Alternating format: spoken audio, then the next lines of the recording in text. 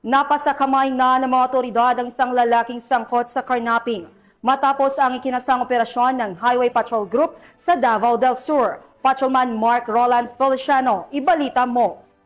Isang lalaking sangkot sa kasong karnaping sa ikinasang Manhunt Charlie Operation ng Provincial Highway Patrol Team Davao del Sur na pinangunahan ng kanilang provincial officer na si Police Captain Francis Jan G. Takan kasama ang mga kapulisan ng Magsaysay Municipal Police Station, Mulabi MPS Zamboanga del Sur PPO at iba pang mga PNP Territorial Unit sa Purok 2, Barangay Kasuga, Magsaysay, Davao del Sur nitong nakarang araw.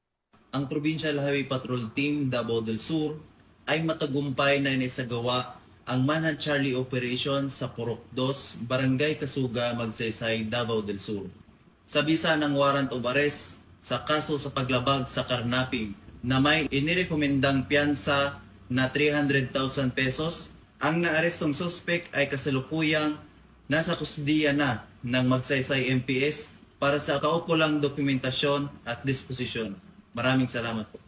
Ang nasabing suspect ay haharap sa kasong karnaping under Republic Act 10883 or the New Anti-Karnaping Act of 2016. Patuloy naman ang mga operasyon na isinasagawa ng HPG sa pagsugpo sa mga kilalang most wanted person sa nasabing rehiyon. Pansamantalang nasa kustodiya ng Magsaysay Municipal Police Station ang suspect para sa dokumentasyon at tamang disposisyon habang inaantay ang pagharap nito sa korte. Kami ang Guardian of the Highways, ang kakampi nyo sa kalsada na patuloy na magbibigay ng serbisyong HPG dahil dito sa ating bagong Pilipinas, ang gusto ng pulis, ligtas ka.